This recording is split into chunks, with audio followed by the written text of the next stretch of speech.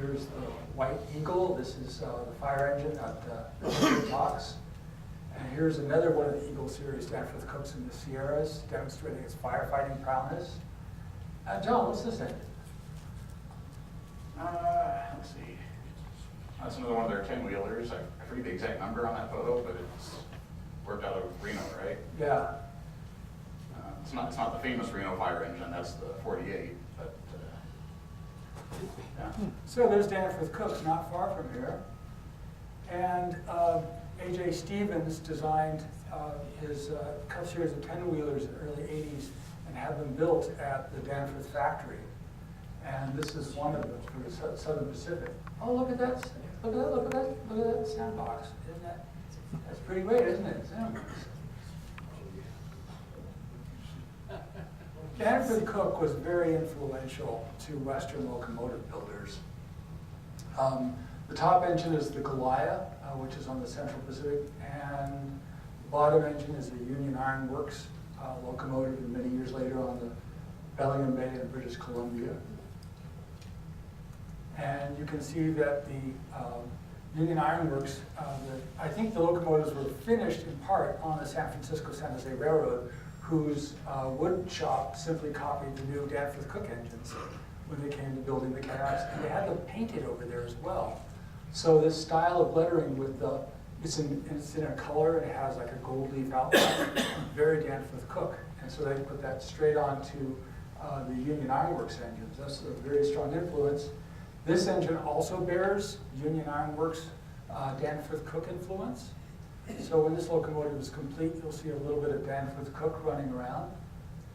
And again, you can see yet another example of the Danforth Cook side tanker. So that's the Roundels and Oswego Railroad Company for that little mobile. A.J. Stevens copied Danforth Cook's design for elements like the sandbox. That's the 229, which was built early 80s. And this is the 57, which is a Lackawanna engine that was rebuilt in 76. And this is really wonderful. I think this is really fantastic. Danforth Cook had a way of putting the locomotive number on the center of the tender, flanked by the initials of the railroad. And this is the Stockton to Visalia, and you can see a series of panels and things. This may actually be repainted, but it shows up on engines on other railroads built by Danforth as well. This lower engine is a Schenectady engine whose tender has been painted like Danforth and then stretched, so that suddenly the lettering is asymmetrical. But it's still, you know, it's very highly influential. Here it is on the Southern Pacific on a Booth locomotive. This is Double Jeopardy right there. And this pattern of lettering and the centered number that Danforth used figures into the 1880s and up to 1891, when the HS Small finally reletters all the engines.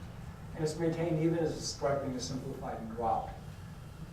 And they love this colored lettering. Here you can see the Central Pacific 173, and then the same reproduced in color on a large-scale model. And then that is an actual example of what is probably an original Danforth Cook locomotive painted at the time. So let's now go into the Virginia and Truckee. Mike has given you a good sense of some of the details. And Tom, what do you think? What's really struck you as you were looking at this? Some of the main things that struck me when I first started looking at these engines were, features like the domes, the cab. It was a locomotive very similar to the Central Pacific Danforth moguls, but it had a lot of features that show up as Cook started changing their style in the early 1870s. And as Mike put it in his presentation, this is a really excellent example. By the early 1870s, Danforth moved to this style of cab with the square side windows. There's that bit of molding above the windows, the new sandbox, the new bell stand. This is a slightly earlier variation. This one is still a lot closer to the 1860s CP engines, but it does have another sandbox. It's one thing you see with Danforth engines in the 70s is they had about 3 or 4 sandboxes they used based on the size of the engine. This is a version built for export, nice little 240.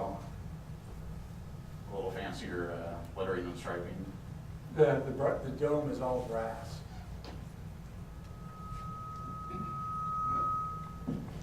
This is one for Los Angeles and Independence. It's a slightly more subdued version, but again, same cab, same domes, bell stand. And it was just another mobile built in the late 70s. So here you can see all those elements as put together, you know, all the clues coming out from this very difficult angle of a photograph.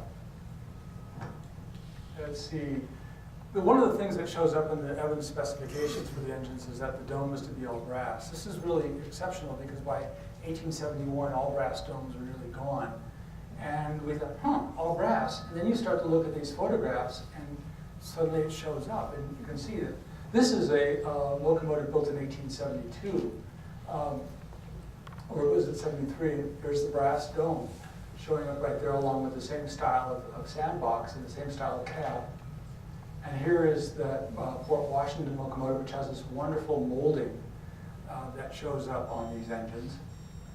And here is a Lackawanna locomotive. This is an older engine. It actually was built in the 60s, but it was rebuilt and regauged by the Lackawanna at the Danforth shops, which is desperate for business and taking in rebuilds.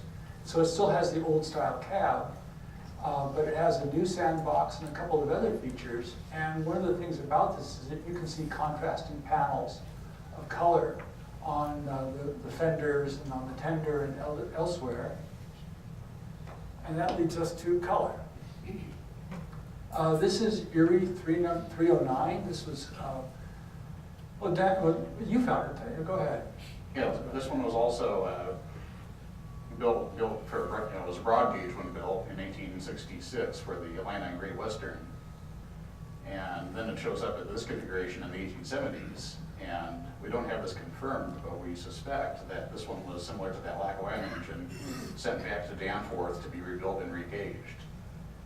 And it really struck when we saw a lot of similar features between that picture of the Sam Sloan that are duplicated on the 309, mainly the lighter contrasting panels on the fenders, the panel on the tank, and several other things that let us believe that this is probably an actual mid-1870s Danforth paint scheme. This is just another example. This is an older, this is a 1869 engine is new, and this is a older engine as it was repainted about 1875. So this lower engine is about 5 years old, and you can see one element which is shared with the previous one, which is the green locomotive frame. So that is, you know, likely to be a Danforth feature.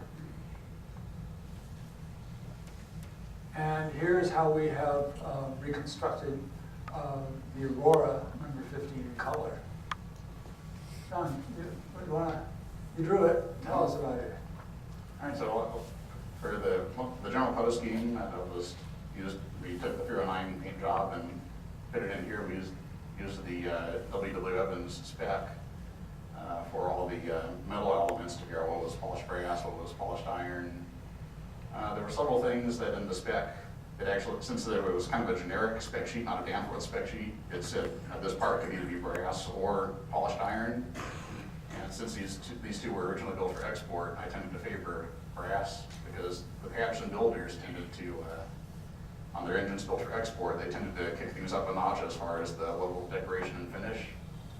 There's a great example from Rogers where we have the spec of a mobile built for the Copiapo Railway, and they went all out with Paris green wheels, a blue tender panel on a claret engine, just really over the top.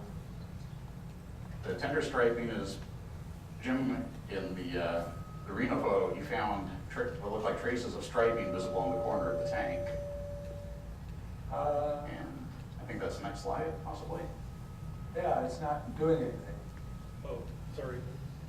Give me a second. Technical difficulty.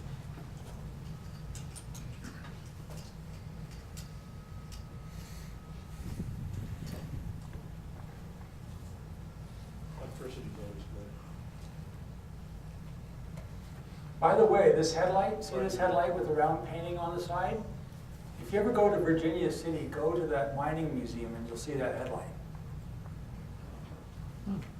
So here's a comparison of the Aurora with the 309. And you can see some of the similarities that we pulled into use on this. And here's a good detail of the Aurora. One thing is noticeable is that Danforth engines as built had raised metal letters. But as the engines were renamed almost instantly, and the V&T did not seem to buy raised metal letters for its own engines, we used a painted engine based on examples from the Genoa, whose cab was rebuilt almost immediately in ash and walnut. There's the sandbox with the little moldings like that, and the wonderful bell stand and the Virginia City headlamp.